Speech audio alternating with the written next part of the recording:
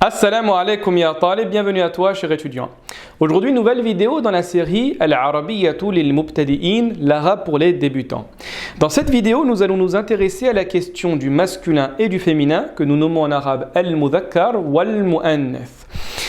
Au sein de ce cours, vous allez apprendre à différencier le masculin du féminin, apprendre également les différents signes additionnels du féminin et également les exceptions à la règle qui vont nous permettre de définir le genre de tous les mots.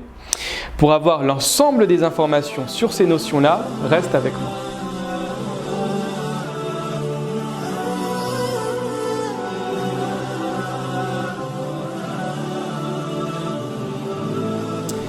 Commençons tout d'abord par évoquer une règle générale, ce que nous nommons en arabe al-qa'idatu al-'am. En arabe, il est important de se dire que par principe, tous les mots sont au masculin. Effectivement, les grammairiens arabes mettent en avant cette règle.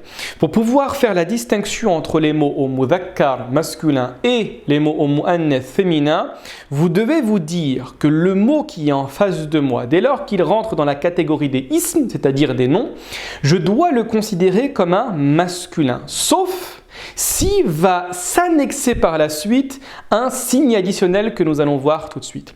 Effectivement, le féminin a généralement besoin d'un signe additionnel qui prouve son appartenance au groupe du féminin. En d'autres termes, je pars du principe que tous les mots que je lis sont au masculin, sauf si à ce mot-là va s'attacher principalement à la fin un signe du féminin que nous allons étudier aujourd'hui. Donc la première question que nous allons nous poser, c'est quels sont les signes du féminin, ce que nous nommons en arabe alamatu al-mu'annath. La première des choses à savoir, c'est qu'il existe 3 signes du féminin en langue arabe. Ce sont les 3 signes principaux et par la suite, nous allons bien évidemment mentionner une exception à cette grande règle. Première chose à savoir, c'est at-ta al-marbouta. At-ta al-marbouta, dès lors qu'il sera accolé à un mot, partez du principe, dans l'écrasante majorité des cas, que ce sera un féminin. Vous avez par exemple le terme de madrasa. Madrasa, imaginons que je ne sache pas à quoi cela signifie. Puisque je vois qu'il y a un ta marbouta à la fin, et pour information, le ta marbouta ne sera présent que sur un ism, et jamais sur un verbe, je vais me dire, puisque c'est un ta marbouta, c'est un mot au féminin. Madrasa fait référence à l'école en langue arabe.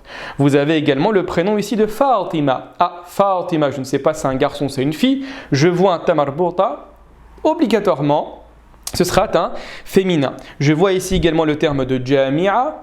Jami'a, je ne sais pas à quoi cela fait référence, mais je sais que c'est un féminin. Pourquoi? À cause de la présence du ta marbouta. Le jami'a, pour information, fait référence à l'université.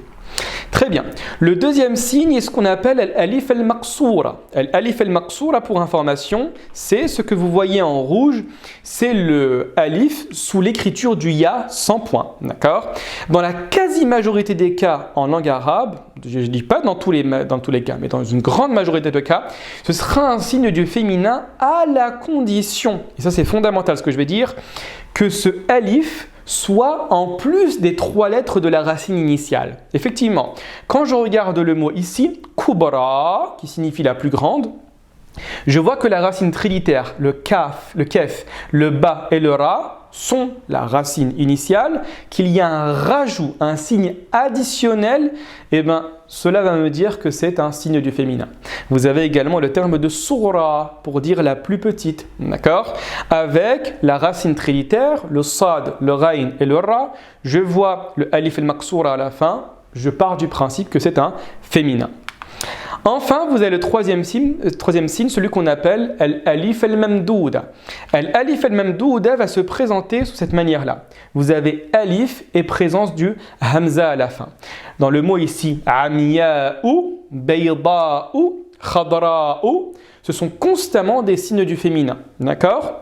Également, et ça va être similaire à ce que je viens de dire, c'est que ce signe du féminin doit être présent après la racine trilitère. Si ce mot, cette lettre, est présente dans la racine trilitère, comme le terme de ma'un par exemple, ce ne sera pas un signe du féminin, faites très attention. Également, ce qu'il faut savoir dans l'écriture du mot avec un alif al-mamdoud à la fin, c'est qu'en général, mais pas tout le temps, en général, cela fait référence a une couleur au féminin ou bien un défaut physique. Regardez bien, quand je prends le terme de Amiya, c'est le pluriel, c'est le féminin de A'ma. A'ma signifie l'aveugle. Donc pour dire une femme aveugle en arabe, nous disons Amiya'u. Également le terme de Bayda. Bayda, c'est le féminin de Abiyad pour dire blanc. Et donc Bayda, c'est blanche. Vous avez également Khadra, le féminin de Akhdar pour dire vert. Donc Khadra, c'est vert. Très bien. Mentionnons maintenant quelques remarques qui sont fondamentales pour pouvoir bien distinguer les genres des mots en langue arabe. Vous avez tout d'abord cette règle-là. Il existe certains mots féminins sans signe additionnel. Cette catégorie de mots s'appelle en arabe al-mu'annath al-majazi. Pour information, al-majaz en arabe fait référence à l'image, la métaphore. C'est la raison pour laquelle en général nous traduisons cette catégorie de mots par le féminin métaphorique. En d'autres termes, ça va être un féminin, des mots qui en apparence n'ont aucun signe du féminin, mais que les Arabes ont utilisé au féminin. Regardez par exemple en face de vous le terme de shams. On voit ni de tamarbuta, ni de alif al-mamdouda, ni de alif al-maqsoura. Par contre, c'est un mot qui est au féminin.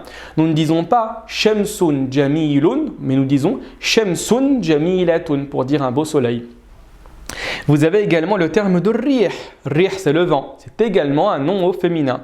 Et le terme de harb, pour parler de la guerre. Nous disons hadhihi al-harb, cette guerre, au féminin, et non pas hadha harbun. Faites attention à cela. Comment savoir que le mot est au féminin? C'est tout simplement la base de la langue qui nous le dit. Si les tribus arabes, dans les poésies et dans le Coran et dans les traditions prophétiques, les Arabes ont utilisé ces termes au féminin, nous devons les utiliser au féminin. C'est aussi simple que cela. Très bien. Deuxième élément à savoir, les membres du corps doubles sont féminins. Effectivement, c'est tout simple. Si vous considérez, et si on voit bien évidemment qu'un membre du corps, que ce soit à l'intérieur ou à l'extérieur, est double, ce sera un mot qui sera au féminin. Et à contrario, si le membre est unique, si l'organe également est unique, il sera au masculin. Raison pour laquelle le cœur, on dit qalbun, ce sera au masculin, ad-dimer, le cerveau au masculin. Par contre, les termes de yadun, de main, féminin, nous disons hadhihi al-yad, le terme de saq pour dire la jambe, deux jambes, donc hadhihi saq, et le terme de udhun pour dire l'oreille, hadhihi al-udhun. Voilà, nous sommes arrivés à la fin de ce cours. Barakallahu fikum li hudurikum. N'hésitez surtout pas à me solliciter si vous avez des questions. Portez-vous bien. Wassalamu alaikum wa rahmatullahi wa barakatuh.